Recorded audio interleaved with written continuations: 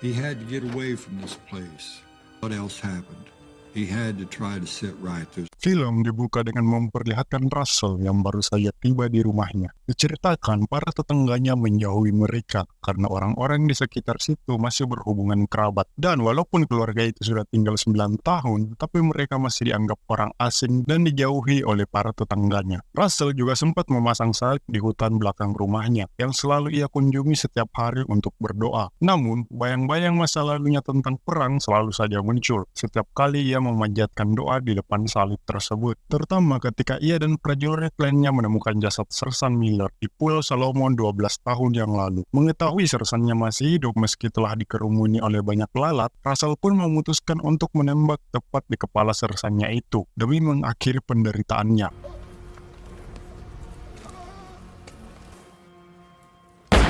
Selesai dengan perang, Russell mampir di salah satu tempat makan dan tampaknya dia tertarik dengan salah satu pelayan di sana yang bernama Charlotte. Di tempat itu juga terlihat ada seorang pria lain yang bernama Erson dan dia bakal menjadi pasangan bagi salah satu pelayan lainnya di sana yang bernama Cindy. Dalam perjalanan pulang, Russell dijemput oleh Erskine, yaitu pamannya. Dia memberikan hadiah kepada pamannya itu berupa sepucuk pistol yang didapatnya dari tentara Jerman saat dia berperang. Saat tiba di rumah, Russell tampak disambut bahagia oleh ibunya yang bernama Emma. Ia nampak begitu lega ketika mendapati anaknya itu berhasil pulang dengan selamat. Emma juga sempat menjodohkan Russell dengan Helen, namun tampaknya wanita itu malah lebih tertarik dengan Roy yang memberikan khotbah di gereja saat itu dan sekaligus menjadi pasangannya nanti. Hal itu membuat Russell memantapkan niatnya untuk mendatangi Charlotte yang kemudian menjadi istrinya. Singkat cerita, akhirnya Russell dan Charlotte telah menikah dan memiliki seorang anak laki-laki yang diberi nama Arvin. Keluarga kecil itu juga mulai menempati rumah yang baru disewa. Di rumah Emma atau ibunya Russell, Helen menitipkan putrinya yang bernama Lenora dan berkata ingin berkeliling bersama Roy menggunakan mobil. Namun tampaknya itu merupakan pertemuan terakhir Helen dengan anaknya, karena setelah itu tidak ada kabar sama sekali darinya maupun Roy. Bahkan mayat Helen sempat ditemukan 7 tahun kemudian yang terkubur di hutan, sedangkan Roy masih tidak diketahui keberadaannya. Russell yang mendapati anaknya sering mendapatkan luka lebam di wajahnya, kini merasa sangat kesal. Bahkan sempat memberitahu pada Arvin agar lebih berani untuk melawan para pembuli di sekolahnya. Arvin yang kini telah berusia 9 tahun juga sempat diajak oleh sang ayah untuk kembali berdoa di tempat ini seperti biasanya. Namun tampaknya momen tersebut sempat terganggu oleh kedatangan 2 pemburu yang mencemooh mereka.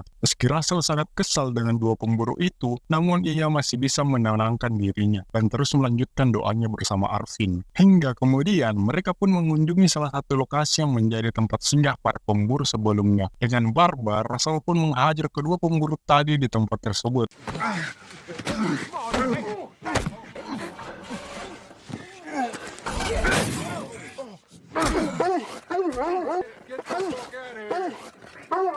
Seraya menegaskan bahwa pembalasan harus dilakukan di waktu yang tepat. Mereka pun bergegas pulang setelah cukup puas dengan aksi balas dendam pada 2 pemburu tadi. Setibanya di rumah, Arvin yang sempat ingin memamerkan aksi keren ayahnya itu kepada ibunya, dikejutkan dengan ditemukannya sang ibu yang sudah tergeletak tak sadarkan diri, dan ternyata ia diketahui mengidap penyakit kanker ganas. Menyadari kondisi istrinya yang tak mungkin sembuh, Russell sempat mengajak anaknya untuk berdoa di hadapan salib, untuk meminta agar Tuhan memberikan kesembuhan pada Charlotte. Hari-hari pun mereka lalui dengan terus berdoa di sana. Namun kanker yang semakin ganas akhirnya merenggut nyawa Charlotte. Di area pemakaman menambah kesedihan pada Arvin yang kini harus kehilangan sang ibu. Hal yang sama juga dialami oleh Russell. Hingga pada malam itu, Russell ditemukan menghabisi dirinya sendiri dengan menyayat pergelangan tangannya. Kembali ke 7 tahun sebelumnya, Roy sempat digigit banyak laba-laba saat memberikan khotbah hingga membuat wajahnya lebam. Dia diketahui sedang mengurung dirinya dalam lemari selama 2 minggu. Bukannya merenung atas kesalahan yang mungkin telah dia perbuat, Roy malah semakin menggila dengan menganggap bahwa gigitan laba-laba itu merupakan ujian yang diberikan Tuhan sebelum ia diberikan rahmat yang lebih besar. Anjir,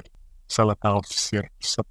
Pemikiran itulah yang kemudian membuatnya tercetus ide untuk mengorbankan istrinya sendiri. Terlihat bagaimana ia menghabisi nyawa Helen tepat setelah wanita itu menitipkan Lenora kepada Emma. Roy goblok ini pun berharap punya Edo Tensei, Roy juga sempat mencoba untuk membangkitkan kembali Helen yang telah ia habisi. Namun nampaknya ia mulai tersadar bahwa dia bukan Kabuto dan tidak bisa melakukan jurus Edo Tensei. Ia lalu menguburkan istrinya itu di hutan dan segera kabur bersama dengan Theodore yang merupakan satu-satunya saudara yang ia miliki. Dalam perjalanannya itu, Theodore juga sempat memberikan nasihat pada Roy yang nampaknya telah membuatnya tersadar dan kini berniat untuk kembali menjemput Lenora di tempat Emma. Alhasil ia pun meninggalkan saudaranya itu di mobil dan lebih memilih untuk menumpang di mobil lain yang ternyata merupakan mobil milik Ersen dan Sandy. Awalnya Ersen dan Sandy nampak sangat baik, bahkan mereka mengaku cukup senang ketika ia membantu Roy yang membutuhkan tumpangan. Namun entah apa yang dipikirkan, pasangan itu malah menghentikan mobilnya di dekat danau dan menyuruh Roy untuk berpose bersama Sandy yang sudah mengenakan bikini. Roy yang menolak perintah itu malah ditembak oleh Ersen beberapa kali hingga ia terbang ke langit. Singkat cerita, kini Arvin telah memasuki masa remaja dan pada hari ulang tahunnya, ia diberikan hadiah oleh Erskine berupa sepucuk pistol dari Jerman yang juga sempat didapatkan dari mendiang ayah Russell. Arvin dan Lenora yang telah menjadi yatim piatu sekarang tinggal di rumah Emma dan dirawat oleh Emma. Kemudian Arvin yang selama ini begitu sayang pada Lenora dan menganggap jika adik tirinya itu sudah seperti adik kandungnya sendiri, jelas tidak terima setiap kali adiknya mendapat perlakuan bully dari teman-temannya di sekolah. Arvin juga selalu menemani Lenora yang kerap kali mengunjungi makam ibunya setiap pulang sekolah. Saat itu pendeta gereja sempat memanggil mereka berdua dan diberitahu bahwa ia akan digantikan sementara oleh keponakannya yang baru saja menyelesaikan sekolah Alkitab. Pendeta itu juga sempat meminta agar Emma bisa menyiapkan hidangan lezat untuk pendeta baru. Keesokan harinya, para jemaat gereja dengan sukacita menyambut kedatangan pendeta baru mereka dan diketahui bernama Preston. Sialnya, pendeta baru itu malah mempermalukan Emma dengan mengatakan kalau piring yang digunakan untuk masakannya terlihat sangat buruk, termasuk dengan masakannya itu sendiri, sehingga ia memilih untuk mengorbankan dirinya dengan menyantap masakan Emma sendirian dengan berdalih agar semua jemaat bisa memakan makanan yang lebih lezat darinya.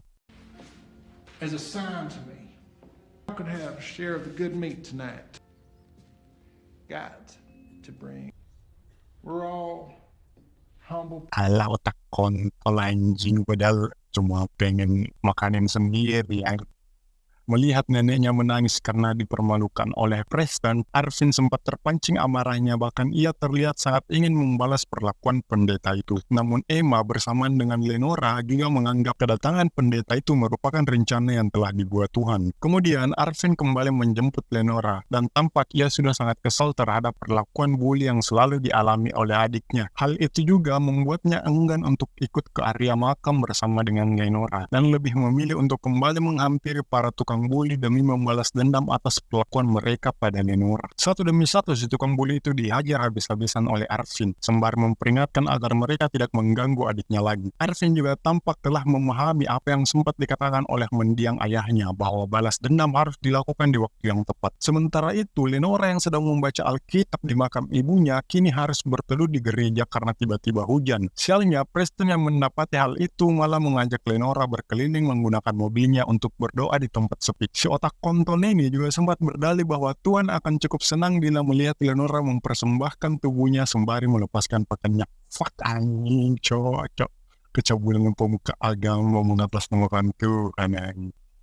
3 bulan setelahnya, Sandy kini sedang berencana untuk kabur dari Ersen karena merasa sudah cukup lelah dengan semua yang dilakukannya selama ini. Namun, wanita itu malah mengurungkan niatnya dan kembali ke tempat tinggal mereka. Sempat didatangi Lee yang merupakan kakak kandungnya sekaligus juga sheriff yang sempat menolong Arvin sewaktu masih kecil ketika mendapati ayahnya tewas bunuh diri. Lee sempat mengatakan kepada Sandy bahwa dirinya akan mengikuti pemilu dan berharap agar Sandy tidak berbuat aneh yang justru berpotensi untuk menggagalkan dirinya dalam pemilih. Hal tersebut seolah menandakan bahwa selama ini Lee sebetulnya mengetahui tentang kelakuan sang adik. Bahkan ia juga tidak begitu terkejut ketika mendapati foto Sandy yang sedang bersama dengan salah satu korbannya. Keesokan harinya, pasangan psikopat itu pun kembali melanjutkan aksinya dan kali ini mereka bertemu dengan seorang prajurit bernama Gary Matthews. Di lokasi yang sepi, aksi itu pun dilakukan. Dari sini juga terungkap bahwa Ersen mendapatkan kepuasan ketika berhasil menghabisi model-modelnya. Seolah bosan dan tak tahan lagi dengan aksi yang yang selalu dilakukan Ersan pada semua modelnya, Sandy diam-diam menghubungi pihak militer untuk melaporkan aksi pembunuhan yang baru saja dilakukan Ersan kepada Gary. Kembali ke Arvin, ia sedang duduk santai bersama Erskine. Ia kini mendapati Lenora yang terlihat sedang sakit dan sempat muntah-muntah di kamarnya. Perempuan itu diketahui sedang hamil dan merasa sangat malu. Terlebih, Preston yang jelas-jelas menghamilinya malah tidak mengakui perbuatannya. Bahkan, Preston malah menilai bahwa Lenora selama ini mengalami delusi. Kemudian, Lenora akan memutuskan untuk gantung diri, tapi ia mengurungkan niatnya. Namun akibat terpleset, dia akhirnya meregang nyawa. Malangnya pemakaman Lenora juga tidak dihadiri oleh siapapun, hanya karena Preston sempat mengatakan dalam khotbahnya bahwa orang yang bunuh diri tidak pantas untuk didoakan. Kemudian suatu hari, Arvin yang baru selesai dari pekerjaannya dihampiri oleh seorang sheriff. Sheriff itu mengatakan bahwa tim forensik menemukan ada janin dalam perut mendiang Lenora. Mendengar hal itu, Arvin yang selama ini selalu penasaran atas penyebab aksi bunuh diri adiknya langsung menuduh Preston karena ia merasa adanya kejanggalan dari Lenora yang selama 3 bulan ini selalu ingin berangkat sendiri ke makam ibunya yang memang berada satu lokasi dengan gereja. Namun Arvin tidak ingin gegabah. Ia lebih memilih untuk mengintai Preston terlebih dahulu untuk mengetahui aktivitas apa saja yang biasa dilakukan oleh pendeta itu. Benar dugaan Arvin bahwa kelakuan bangsat Preston sebagai pendeta sangat bikin darah naik. Dengan semua bukti yang telah ia lihat, akhirnya ia memberanikan diri untuk mendatangi Preston yang saat itu tengah berada di gereja. Di sana Arvin berpura-pura ingin melakukan pengakuan dosa di hadapan pendeta itu. Tapi dia malah menceritakan tentang dosa-dosa yang pernah dilakukan oleh Preston pada semua gadis termasuk istrinya sendiri. Merasa sangat tersindir, Preston memarahi Arvin saat itu. Apalagi ia juga sempat disuruh mengaku semua kejahatan yang telah dilakukannya. Tak lama setelahnya, Arvin yang sudah sangat geram dengan Preston kemudian menembaknya beberapa kali. Ia pun memutuskan untuk kabur dari sana dan pergi ke rumah masa kecilnya.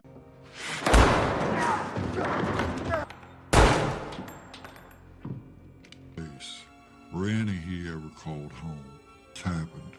He had to try to set right those things. Di sana, ia bermaksud untuk memperbaiki banyak hal tentang mendiang ayahnya. Ketika di perjalanan, ia malah berhenti karena mobil yang dikendarainya tiba-tiba mogok di tengah jalan. Hal itu membuat Arvin mencari tumpangan dari mobil lainnya yang melintasi jalan tersebut. Hingga kemudian, ia pun dihampiri oleh mobil Ersan dan Sandy yang kebetulan sedang mencari korban. Dalam perjalanan itu, seperti biasa Ersan meminta untuk berhenti di tempat sepi dengan dalih ingin buang air kecil. Namun Arvin yang selalu mengingat pesan dari ayahnya tentang banyaknya orang jahat di luar sana jelas menyadari bahwa pasangan yang ada di depannya bukanlah orang baik. Terlebih lagi, ia juga sempat melihat pistol yang dibawa oleh Ersan ketika pria itu turun dari mobil. Arvin yang sudah bersiap dengan pistolnya langsung menembak Ersan saat itu juga ketika Ersan akan membukakan pintu untuknya. Sandy yang sebelumnya sempat berpikir untuk kabur dari Ersan bersama dengan Arvin yang di hadapannya malah harus tertembak oleh Arvin. Arvin yang mendapati adanya foto-foto aneh dan kejanggalan atas perilaku pasangan tersebut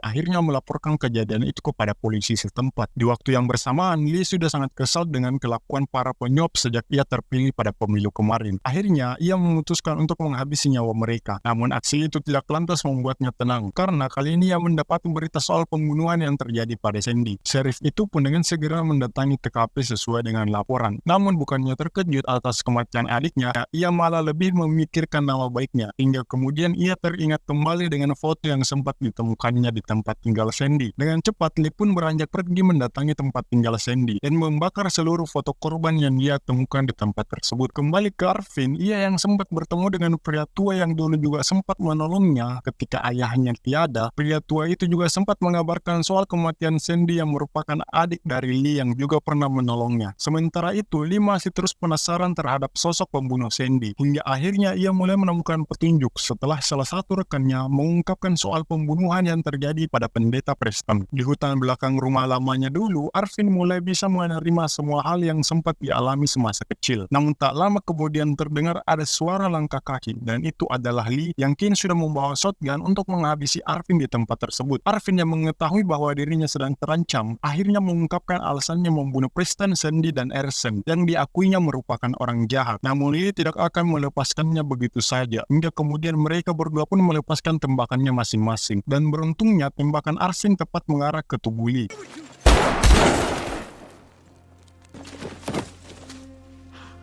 Dalam kondisi sekarat, Arvin juga sempat memperlihatkan foto bukti kejahatan Sandy dan Ersen. Lalu ia pun memasukkan beberapa foto tersebut ke dalam satu serif itu dan meninggalkannya di sana. Arvin yang mendapat tumpangan di salah satu mobil sempat terlihat sangat mengantuk, namun ia berusaha untuk tetap terjaga demi menghindari kejadian buruk seperti yang sempat dialaminya di mobil psikopat tadi. Arvin sempat membayangkan bagaimana kejadian yang telah dilaluinya selama ini, termasuk beberapa kemungkinan yang bisa saja terjadi padanya di kemudian hari. Mulai dari kemungkinannya untuk terbebas dari hukum, membangun keluarga kecil bersama wanita idamannya, atau malah menjadi tentara seperti mendiang ayahnya dulu. Kemudian ia tak bisa lagi menahan kantuknya hingga akhirnya terlelap dalam perjalanan itu. Dan film pun selesai. Segitu saja filmnya. Jika ada kesalahan atau hal yang terlewat, silahkan koreksi dengan komentar di bawah. Dan jika kalian menyukai dan ingin menonton alur cerita film seperti ini lagi, cukup kasih semangat gua dengan menekan tombol subscribe.